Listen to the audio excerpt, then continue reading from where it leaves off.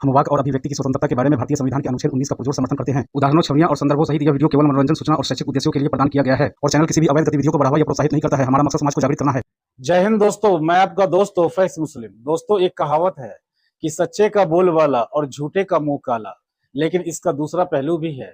सच्चाई को परखने वाले लोगों के पास टाइम नहीं है, ये भी एक सच है। जो मजहब 1400 सालों से लगातार तेजी से बढ़ता ही जा रहा है, जिसका कारण है कुछ बेगैरत लोग, जिसे आज की डिबेट में आप देखेंगे। दरअसल जब आप इस्लाम का गहराई से पड़ताल करेंगे तो पता चलेगा बेगैरती और बेशर्मी से झूठ बोलना ही इस्लाम को पोषण देता है। हालांकि प्यू रिसर्च की रिपोर्ट डरा देने वाला है। 2050 तक इस्लाम दुनिया का सबसे बड़ा मजहब बन जाएगा। इस बैड न्यूज के पीछे सोशल मीडिया को एक उम्मीद की किरण कह सकते हैं कि प्यू रिसर्च की रिपोर्ट पर सोशल मीडिया में चर्चा हो रही है, वरना सोशल मीडिया के आने से पहले ऐसी अलार्मिंग रिसर्च कहीं कोने में दबकर रह जाता था। थैंक यू सोशल मीडिया का, जिसे इस्लाम की ताबूत का आखिरी कील माना जा रहा है। तो चलिए आज की डिबेट को देखते हैं। मिस्टर इरशाद। हेलो। हाँ जी, हेलो। मुसलमान है सर? जी मैं मुसलमान हूँ। सर नमाज़ें पढ़ते हैं? जी पढ़ता हूँ। अत्तहियात सुनाइएगा प्लीज। अत्तहियातु लिल्लाहि वस्सलावातु वत्तय्यिबातु अस्सलामु अलैका अय्युहन नबी व रहमतुल्लाहि व बरकातुहू अस्सलामु अलैना व अला इबादिल्लाहि सालिहीन। चले ठीक है जी सर, क्या टॉपिक लाएं? भाई आपने अभी जो बोला कि मोहम्मद साहब ने आयशा रज़ी अल्लाह अन्हा से 9 साल में शादी की, 53 साल उम्र होने के बावजूद, तो उन्होंने तो मतलब सेक्स किया 53 साल की उम्र में सेक्स किया। शादी 50 साल में की थी। 6 साल में शादी की। 6 साल में 50 साल की थी। नहीं 50 साल की उम्र में शादी की थी। मोहम्मद 50 साल का था तब आयशा 6 साल की थी और 53 में सेक्स किया था। ठीक है।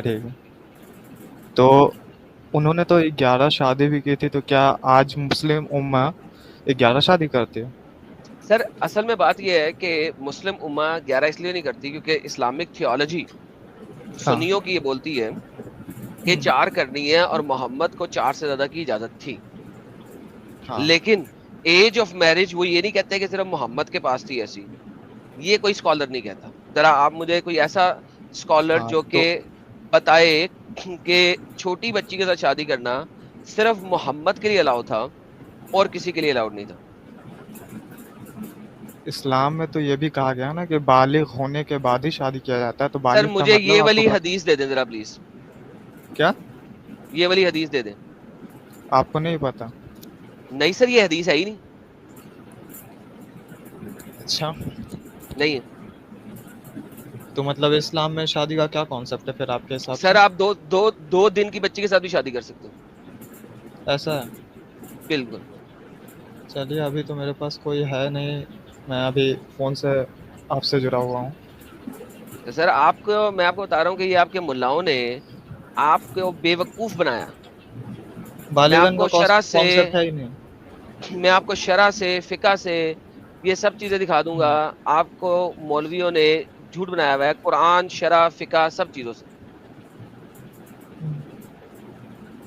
ऐसा है क्या? हाँ जी। और आपके नबी जो हैं वो माशाल्लाह से इतने ज्यादा आई एम सॉरी टू से द वर्ड ठरकी थे कि उन्होंने हर एज ग्रुप की लड़की रखी हुई थी। मैं आपको जरा दिखाता हूँ, ये जरा देख लें। हर एज ग्रुप की लड़की रखी थी, जरा चेक कीजिए। ये मेरी शॉर्ट है, चेक करें। आपके पास कौन कौन सी बीवी मोहम्मद से बड़ी है जो आपने भी बात की? हजरत खदीजा बड़ी थी। और पता नहीं। मोहम्मद 53 साल का था, 53 इयर्स का, जब उसने 6 साल की आयशा से शादी की। मोहम्मद 58 इयर्स का था जब उसने 15 साल की जुवेरिया से शादी की। मोहम्मद 59 इयर्स का था जब उसने 17 साल की सफैया से शादी की। मोहम्मद 55 साल का था जब उसने 21 साल की हफ्सा से शादी की। मोहम्मद 56 साल का था जब उसने 30 साल की ज़ैनब से शादी की। मोहम्मद 56 साल का था जब उसने 27 साल की उम्मे सलमा से शादी की। मोहम्मद 22 या 25 साल के दरमियान में कहीं पे था जब उसने हफीजा से शादी की। मोहम्मद 50 साल का था जब उसने 55 साल की सऊदा से शादी की। मोहम्मद 49 साल का था जब उसने 42 साल की उम्मे हबीबा से शादी की थी। मोहम्मद 49 साल का था जब उसने 36 साल की मैमूना से शादी की थी। जी सर। तो मोहम्मद ने तो हर एज ग्रुप रखी है। 9 से 19 2, 19 से 29 2, 29 से 39 4, 39 से 49 2, 49 से 59 2।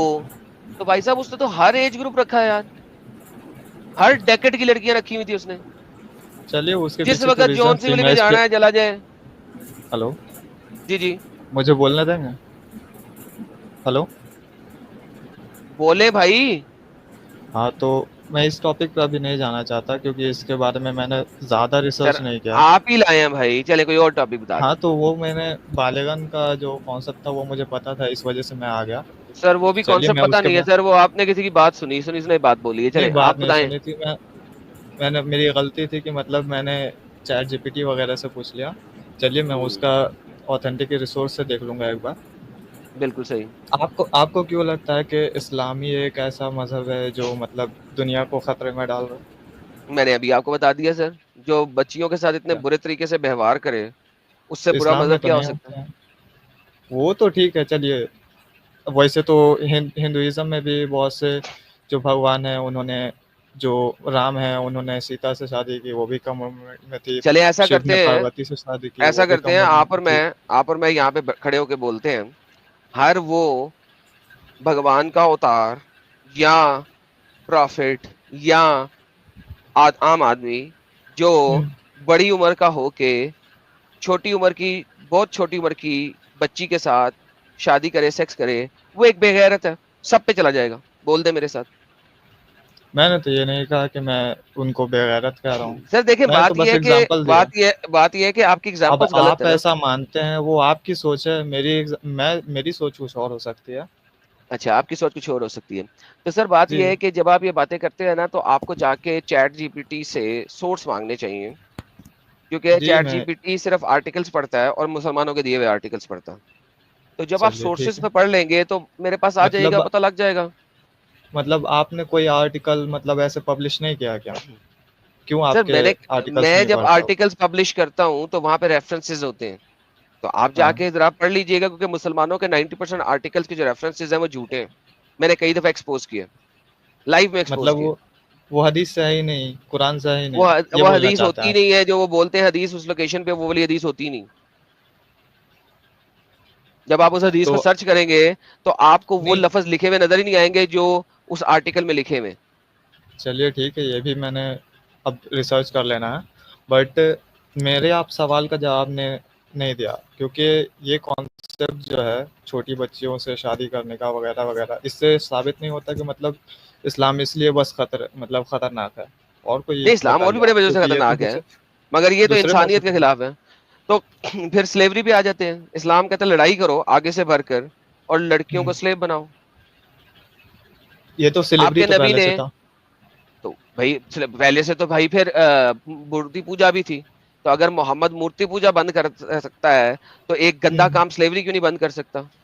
तो आज कितने परसेंट मुस्लिम उम्मा स्लेव बनाते आज हैं, बताइए हमें। आज मुस्लिम उम्मा स्लेव इसलिए नहीं बनाते क्योंकि यूएनओ की और यूएन की जो हाँ। लीगल रिस्ट्रिक्शन है कि अगर कोई कंट्री स्लेव बनाएगा तो वो यूएन का पार्ट नहीं हो सकता।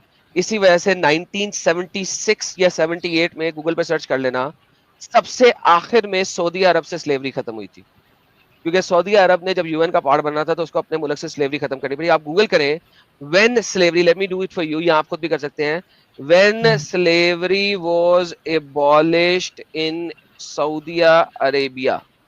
मैं जरा कंफर्म कर लूं सर, 62, सॉरी माय बैड, मैंने 76 कहा था। 1962 सबसे एंड में सऊदी अरेबिया ने यूएन का पार्ट बनने के लिए स्लेवरी को अबॉलिश किया था। 1962 तक सऊदी अरेबिया में स्लेवरी थी। सो द स्लेवरी इस्लाम ने खत्म नहीं की है, वो नॉन मुस्लिमों ने खत्म की है। नॉन मुस्लिमों ने कहा कि अगर आपने इंटरनेशनल यूनियन का पार्ट बनना है इस और ट्रेड करना है तो आपको स्लेवरी को अबॉलिश करना पड़ेगा। ये सऊदी तो अरेबिया स्टार्ट वाज भी द नॉन लास्ट मुस्लिम से नहीं कंट्री, किया था। the finish of the slavery was by the non-Muslims, not by Islam. Start भी तो नॉन मुस्लिम्स ने ही किया था। इस्लाम ने तो तरीका बताया कि किस तरीके से रखना चाहिए।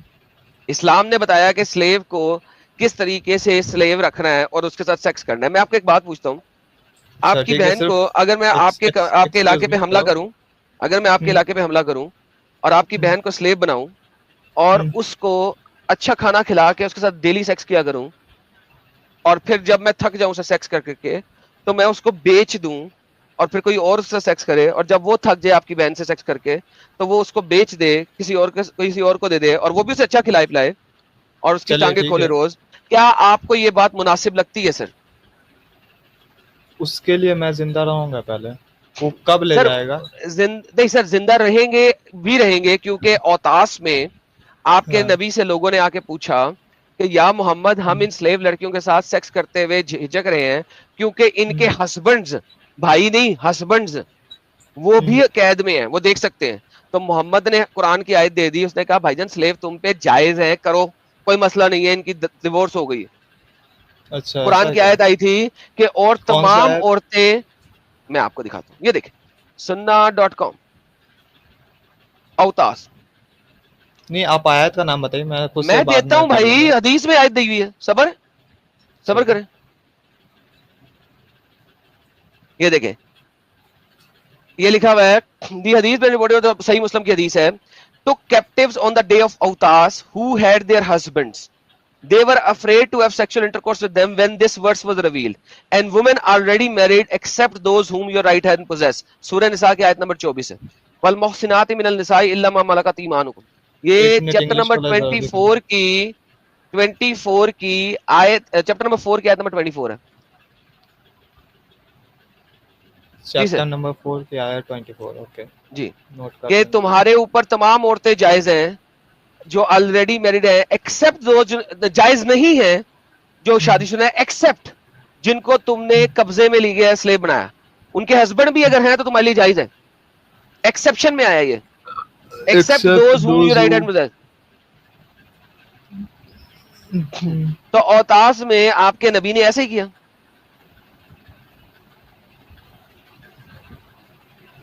चलिए, अब क्या करें? sunnah.com वैसे तो बहुत से। ये ले लिंक ले ले यार, ये ले लिंक ले, अच्छा, ये लिंक ले, इसकी बहुत हदीसें हैं, तो सही मुस्लिम की हदीस है, ये ले लिंक प्राइवेट चैट में डाला मैंने, लाइव चैट में लोगों के लिए डाल दिया। इसको अगर आपने पढ़ना है 24 को 23 से पढ़ेंगे, क्योंकि प्रोहिबिशन दिखाई जा रही है 23 में कि किस किस से शादी नहीं कर सकते। 24 की आयत आती है, एंड वुमेन ऑलरेडी मैरिड, वो भी प्रोहिबिटेड है कि आप उनसे शादी नहीं कर सकते, एक्सेप्ट इल्ला, एक्सेप्ट दोस्त जिनको आपने कब्जे में लिया। ये औतास की जंग पे हुआ था।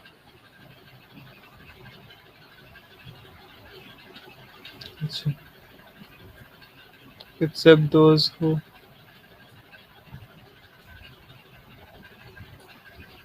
चलिए ठीक है, तो सर इससे मैं बुरा और बुरा इससे काम रिसर्च कौन कर होगा? लूंगा।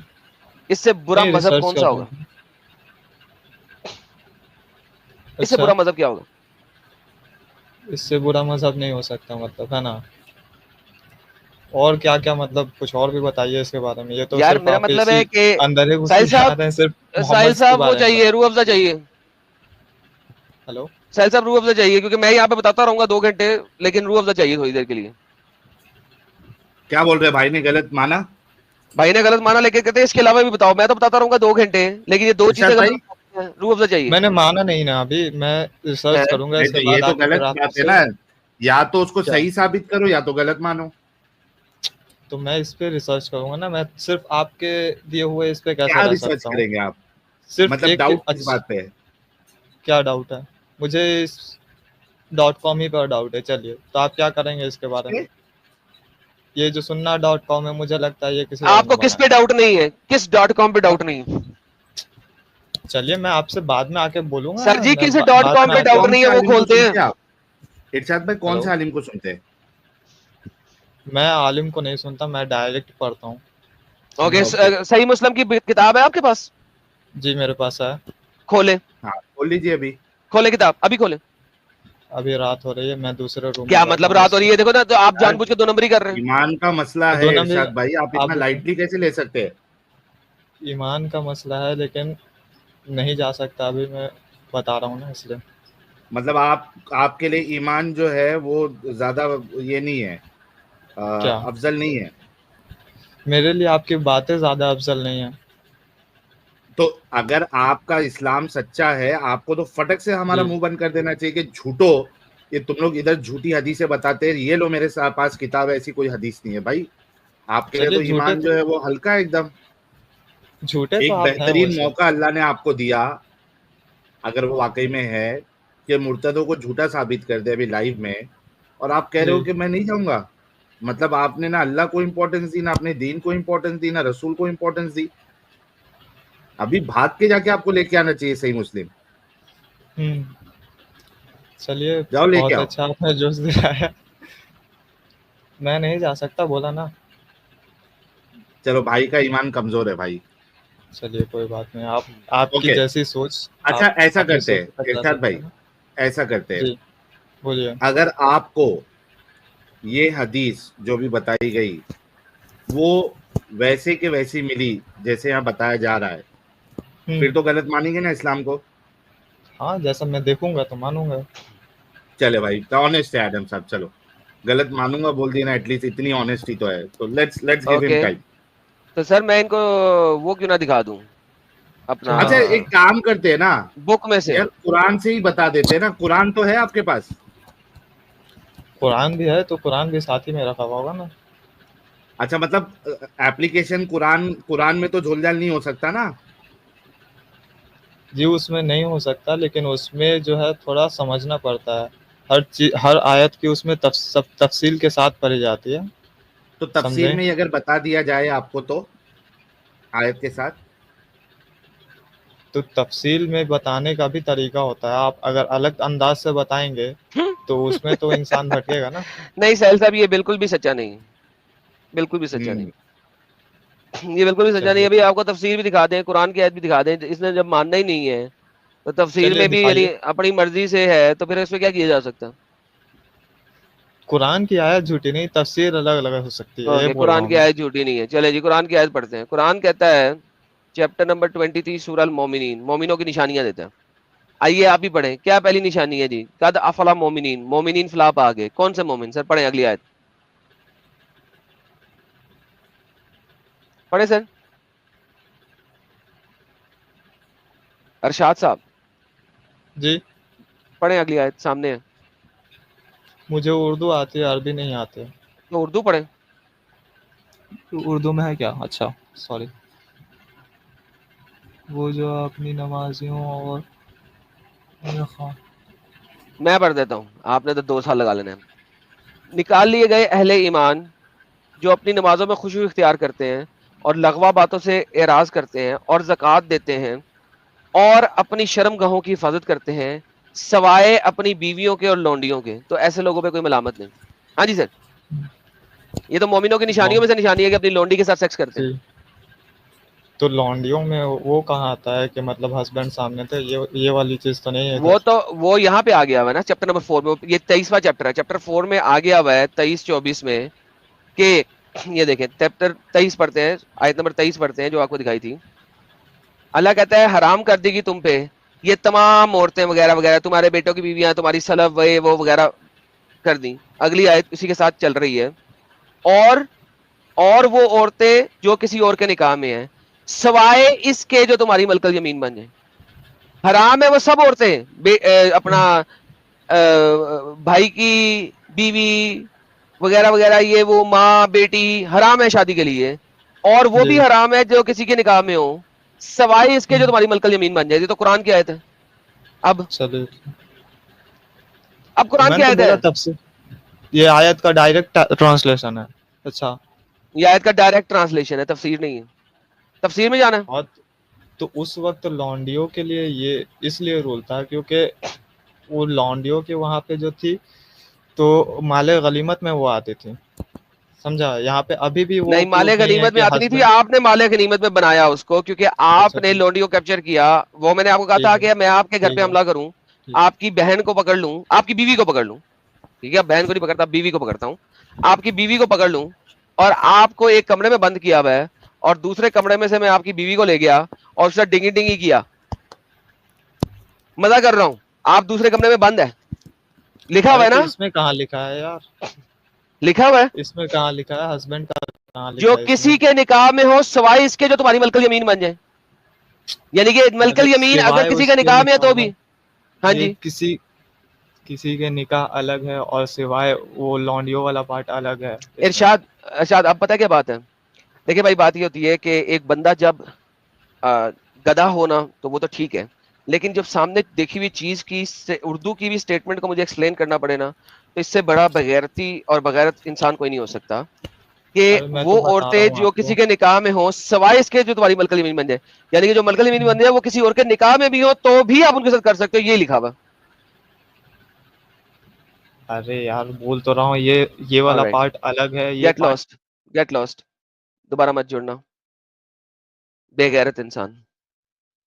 एक लेवल होता है दोस्तों, जिस लेवल के बाद जो है ना बात करने की कोई वैल्यू नहीं बनती, कोई वैल्यू नहीं रहती। क्यों साहिल साहब, कोई वैल्यू इसके बाद नहीं है, वेस्ट ऑफ टाइम है। दोस्तों, आज की डिबेट को लेकर अपनी राय और आज की डिबेट से आपने क्या कुछ सीखा, अपनी फीलिंग कमेंट में लिखिएगा जरूर। और एक्स मुस्लिम एक्टिविज्म के लिए हमारा समर्पण आकर्षक है, तो ज्वाइन बटन दबाकर हमारे चैनल का मेंबरशिप ले लीजिए, हमें और ज्यादा सपोर्ट मिलेगा। और चैनल को सब्सक्राइब किए बिना ना छोड़े, साथ में वीडियो को लाइक, शेयर और कॉमेंट भी किया करें, ताकि आपके लिए अच्छी अच्छी डिबेट हमेशा लाता रहूं। तो फ्रेंड्स, आज की डिबेट को यहीं पर एंड करते हैं। फिर से हाजिर होऊंगा आपके बीच एक और नई डिबेट लेकर। अपना और अपनों का ढेर सारा ख्याल रखिए।